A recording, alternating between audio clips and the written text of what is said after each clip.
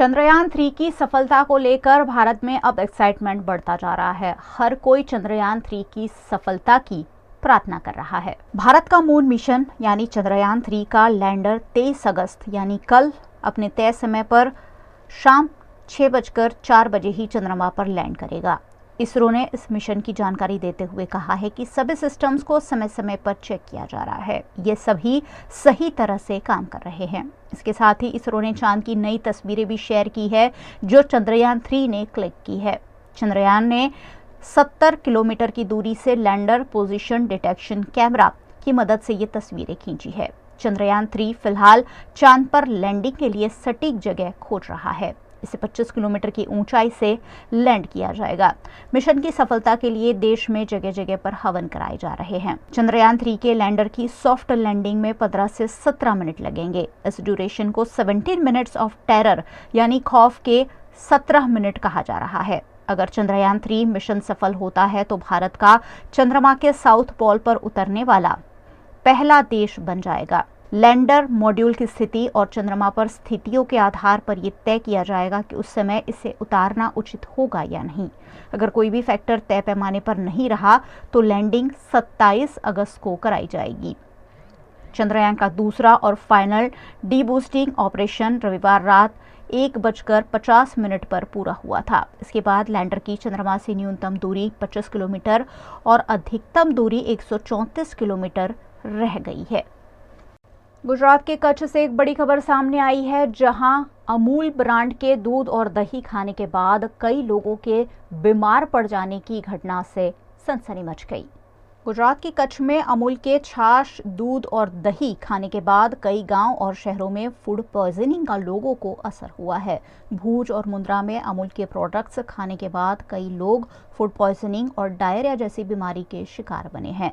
सुरक्षा बल में भी कई जवानों को फूड पॉइजनिंग होने की जानकारी मिली है। अमूल के दूध, दही और छाछ के चलते कई लोगों को डायरिया और फूड पॉइजनिंग हो जाने से प्रशासन भी हरकत में आ गया है। इस मामले जांच के आदेश दे दिए गए हैं। કચ્છમાં આપણે અમુક તાલુકામાં ઝાડા ઉલટીના કેસ જોવા મળ્યા છે। ખાસ કરીને અંજાર, મુન્દ્રા, રાપર, ભુજ આ વગેરે તાલુકાઓમાં ઝાડા ઉલટીના કેસ જોવા મળેલ છે। તો જાહેર જનતાને મારે કહેવાનું કે આવા ઝાડા ઉલટીના કેસ જોવા મળે છે તો તમે ખાસ તો ખાનપાનની અને તમારી આરોગ્યલક્ષી બધી કાળજી રાખો। હા, જાણવા એ મળ્યું છે કે અમૂલની દૂધ અને છાશની કોથળીઓ અમુક દૂષિત એટલે કે કોન્ટામિનેટેડ કોથળીઓ પીવાથી જાહેર જનતાને આ ઝાડા ઉલટીના કેસ થયા છે। તો જાહેર જનતાને મારે એ કહેવાનું કે તમે ખાસ કાળજી રાખો કે આવું દૂધ કે છાશ તમે ન પીવો। વેપારીઓને પણ કડક સૂચના આપવામાં આવે છે કે જો કોઈ વેપારીઓ આવી અમૂલની કોથળી કે દૂધ કે છાશ પીતા હશે, બરાબર, હા, તો તેમને પકડવામાં આવશે। તો જરૂર પડે જો સિવિયર નિગ્લિજન્સી એટલે કે જો ગંભીર બેદરકારી, જેને ગુનાહિત બેદરકારી કહેવાય, આવું જો માલુમ પડશે તો એ સૈયદ સાહેબ જે તે દુકાનદારનું લાયસન્સ પણ કેન્સલ કરશે, જે તે દુકાનને સીલ કરશે। આ અમે દુકાનદારોને પણ આરોગ્ય ખાતું અને फूड एंड ड्रग एडमिनिस्ट्रेटर खातू हमें कड़क चेतावनी पण आपीए छीए। मुंद्रा निकट एक कंपनी में करीब 150 से ज्यादा कर्मचारियों को भी फूड पॉइजनिंग की असर होने की जानकारी सामने आई है।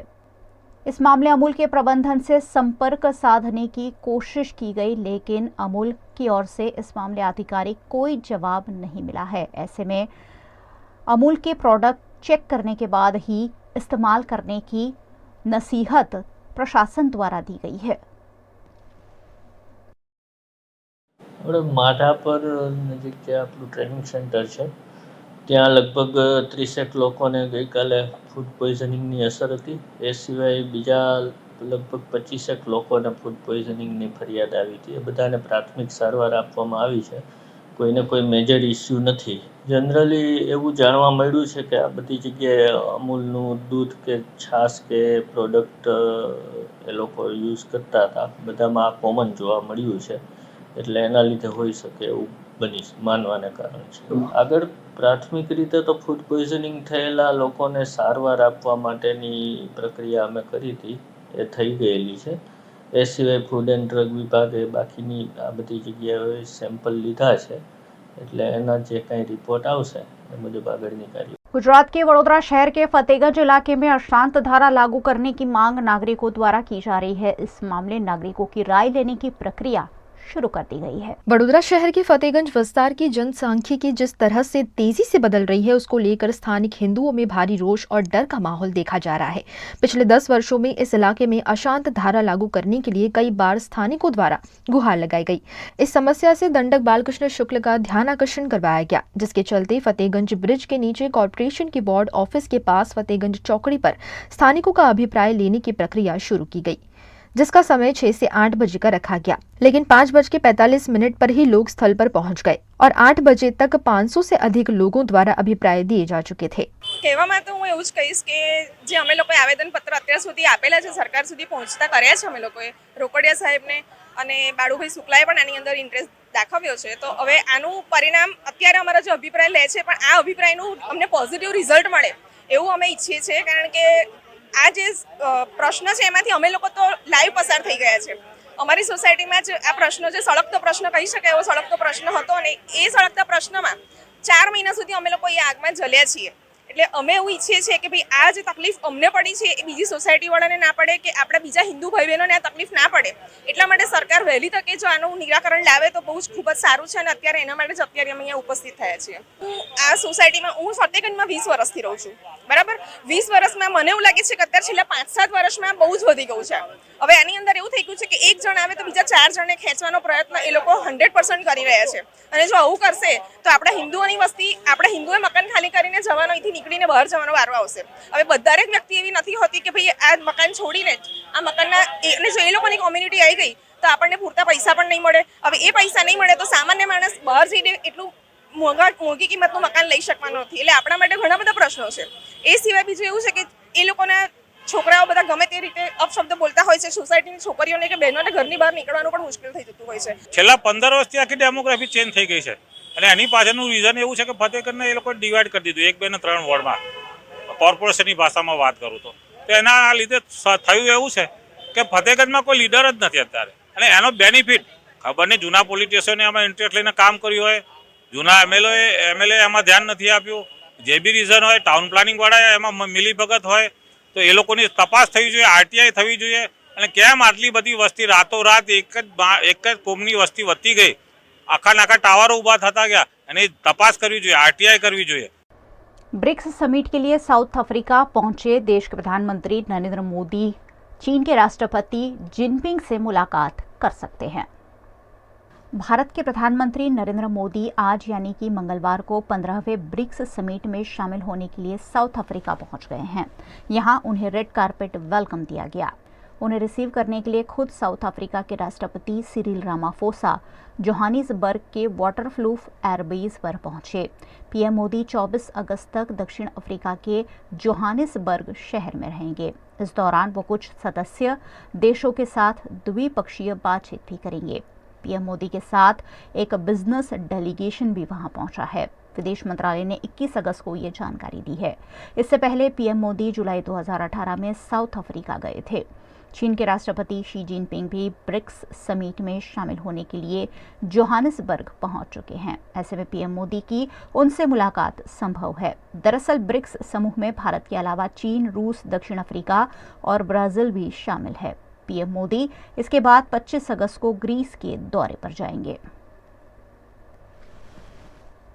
गुजरात के वडोदरा शहर के मंजूसर जीआईडीसी में स्थित नियोजल एडहेसिव प्राइवेट लिमिटेड में केमिकल की वजह से भीषण आग लग गई थी। इस मामले जेपीसीबी कार्यालय में आवेदन देकर कंपनी को बंद कराए जाने की मांग की गई है।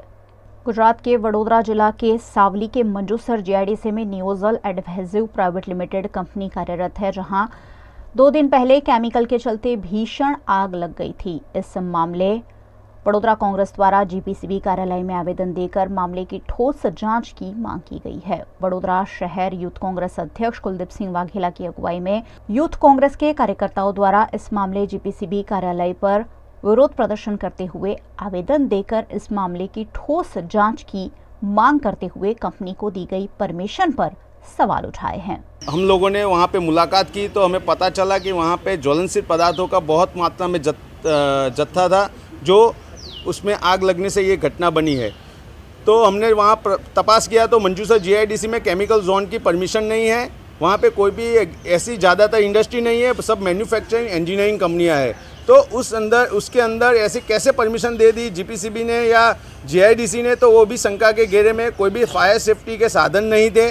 तो ये पूरे मुद्दे ऐसे हैं कि जहाँ पे भ्रष्टाचार हुआ है ऐसी परमिशन देने के लिए, तो हमारे यहाँ जीपीसीबी को अनुरोध था कि तात्कालिक धोरण पे वहाँ पे इलेक्ट्रिसिटी सप्लाई बंद किया जाए और ऐसी भूतिया कंपनियों को बंद किया जाए। हम आज जीपीसीबी में मुद्दा लेके आए कि कल जो नियोसिल प्राइवेट लिमिटेड करके मंतूसर जीआईडीसी में कंपनी है, वहाँ पे 2 दिन पहले बहुत विकराल आग लगी थी और आग में हमें पता चला है कि वो कंपनी केमिकल का मैन्युफैक्चरिंग कर रही थी और वो भी गैर कायदेसर कर रही थी, क्योंकि पूरे जीआईडीसी मंदसौर में केमिकल प्लांट की कोई भी जगह पे परमिशन दी नहीं हुई है और ये कंपनी पिछले 10 साल से केमिकल का मैन्युफैक्चरिंग कर रही थी। इसकी वजह से बहुत नुकसान हुआ है और सब नसीबी की बात तो यही है कि उस दिन संडे था, इसीलिए वर्कर सब काम के नहीं थे, फिर भी उनको आजू बाजू जो फैक्ट्री वर्कर थे उनको भी नुकसान हुआ है। हमारी एक ही मांगनी है कि आप जीपीसीबी अधिकारी को कि आप पहले वहाँ जाके पूरा निरीक्षण करें और इनको कड़क से कड़क कार्रवाई करें उनके सामने।